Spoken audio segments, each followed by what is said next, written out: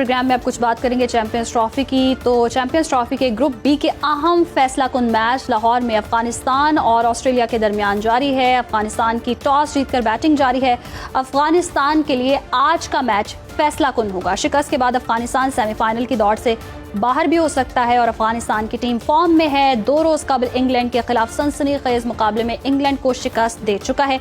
ये अफगानिस्तान की टीम को तीसरा ग्रुप मैच है और नाकामी की सूरत में अफगान टीम चैंपियन ट्रॉफी से बाहर और फातेह ऑस्ट्रेलिया सेमीफाइनल में पहुंच जाएगी। दूसरी तरफ चैंपियंस ट्रॉफी जैसा मेगा इवेंट के लिए शानदार मेजबानी के लिए इकदाम करने वाला पाकिस्तान ही अपनी नाकिस कारकर्दगी की वजह से टूर्नामेंट से बाहर हो चुका है। पाकिस्तान टीम ने खेल के तीनों फॉर्मेट्स में नाकिस कारकर्दगी से न सिर्फ शायकीन क्रिकेट को मायूस किया बल्कि पाकिस्तान क्रिकेट बोर्ड के आला हुकाम भी नाराज दिखाई दे रहे हैं। इसी पर बात करने के लिए हमारे साथ मौजूद हैं स्पोर्ट्स जर्नलिस्ट इरफान ज़हीर साहब।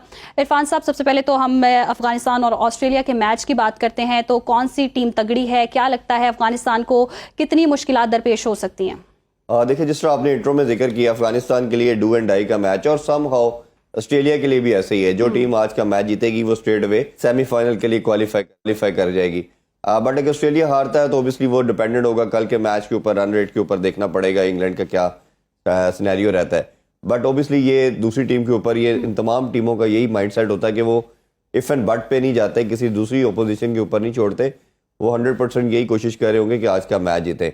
दोनों टीमों के लिए बहुत वाइटल है जी। अफगानिस्तान ने लास्ट मैच पहले बैटिंग करके जीता था और रन्स को टोटल को चेस करते हुए उन्होंने रिस्ट्रिक्ट किया था इंग्लैंड को, और वो आज भी इसी माइंडसेट के साथ टॉस जीत के उन्होंने ये फैसला किया है। अगर आप ऑस्ट्रेलिया की बात करें तो ऑस्ट्रेलिया भी अगर टॉस जीता तो वो चेस की तरफ ही जाता। होता क्रिकेट में ये है कि जो आपकी स्ट्रेंथ होती है उसको आप सेकंड ऑप्शन के तौर पे रखते हैं।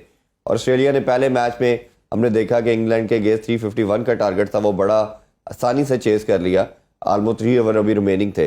तो दोनों टीम अपनी स्ट्रेंथ पे खेल रही हैं, अपनी जो वो चाह रहे थे वही इस तरह कर रही हैं। टोटल अभी जो है समहाउ 2 बॉल्स रह चुकी हैं, 272 का रन उन्होंने बनाए हैं। तो मेरा ख्याल है कि ऑस्ट्रेलिया की जो बैटिंग लाइनअप है वो देखा जाए, बॉलिंग में तो हम ज़रूर बात कर सकते हैं कि उनके 4-5 मेन बॉलर नहीं हैं, बट बैटिंग में किसी तरह भी वो कम नहीं है। उनकी कंप्लीट बैटिंग साइड इस चैंपियन ट्रॉफी में आई है। तो लगता तो यही है कि ऑस्ट्रेलिया के लिए ये बहुत बड़ा टोटल नहीं होना चाहिए, बट स्पिन का रोल देखना पड़ेगा। अगर तो कहीं स्पिन मदद देती है, हमें नजर आया अगर बॉलर को, तो फिर ओबियसली हम सब जानते हैं कि दुनिया का बेस्ट स्पिन अटैक है अफगानिस्तान का, तो वो बॉलर कर सकते हैं, वो प्रॉब्लम क्रिएट कर सकते हैं ऑस्ट्रेलिया के लिए। बट ऑन द पेपर, और जो अभी जिस तरह की लाहौर की पिच कदाफी स्टेडियम की खेल रही है, बहुत बड़ा कोई मेगा स्पिन हमें नजर नहीं आ रहा। एक नॉर्मल कन्वेंशनल स्पिन हो रहा है जो कि ओबियसली सही, यानी कि अगर अफगानिस्तान जीत जाता है तो वो सेमीफाइनल की दौड़ में शामिल हो जाएगा। इरफान से ये भी कहिएगा कि हमने खैर पाकिस्तानी परफॉर्मेंस और टीम की परफॉर्मेंस पर तो बहुत बात कर ली है, काफ़ी तनकीद का निशाना भी बनाया जा रहा है, शायकीन क्रिकेट भी मायूस हैं। मैनेजमेंट के हवाले से क्या इतलात हैं? यकीनन नाराज़ तो वो भी है, जैसे कि हम अपने इंट्रो में भी जिक्र कर रहे थे। तो अब तब्दीलियों के बारे में भी चमगोइयाँ हो रही हैं, क्या तब्दीलियाँ मुतवक्के हैं मैनेजमेंट में या टीम में? देखिए, डिस्कशन तो बहुत ज़्यादा हो रही है।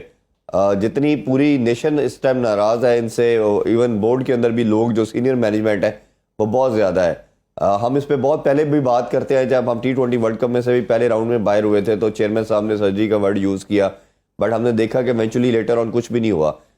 अभी ज़रूर अकाउंटेबल करना पड़ेगा। देखिए, ये क्रिकेट सिर्फ स्पोर्ट नहीं है, ये स्पोर्ट से बढ़ के है। ये पूरी नेशन को यूनाइट करती है, पूरी नेशन को इंटरटेनमेंट और प्लेयर प्रोवाइड करती है।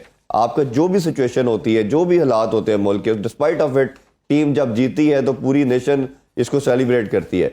और इस चीज़ को समझना चाहिए प्लेयर्स को भी और मैनेजमेंट को भी, कि इसको एज ए सिर्फ गेम लेके अच्छा जी ये हार गए जीत के छोड़ नहीं देना चाहिए। आपको इसको सीरियसली तमाम स्टेक होल्डर को, हेल्म फेयर में जो लोग बैठे हैं उन पे काम करना चाहिए। अब इस पे ऊपर डिस्कशन ऑब्वियसली हो रही है कि 4-5 प्लेयर को रेस्ट देना चाहिए, रेस्ट का नाम दें, इनको बाहर निकालने की बात करें, क्योंकि अभी आपने राइट, 4-5 खिलाड़ी कौन हो सकते हैं आपकी नजर में? देखिए, इसमें अगर हम अभी तो नाम सामने आएंगे, बट अभी उसमें सबसे पहले बाबर आजम की बात हो रही है, कप्तान रिजवान की बात हो रही है, हारिस की, नसीम शाह की और शहीनशाह अफरीदी की बात हो रही है कि इन 4-5 प्लेयर, क्योंकि ये काफ़ी अरसे से टीम का पार्ट थे, 2021 से देखें तो ये टीम का पार्ट है और मुसलसल क्रिकेट खेलते आ रहे हैं।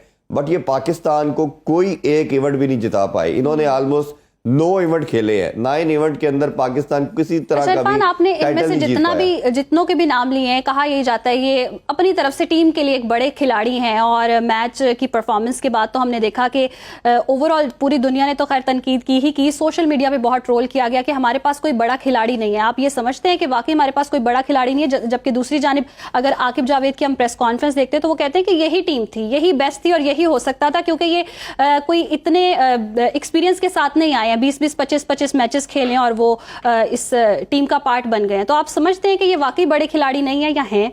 देखिए, इनकी जितनी परफॉर्मेंस है वो अपनी ज़ात के लिए है, पर्सनल माइलस्टोन है। किसी का 1000 रन हो रहा है, किसी की 100 विकेटें हो रही हैं, किसी ने 50 तेज आउट कर दिए।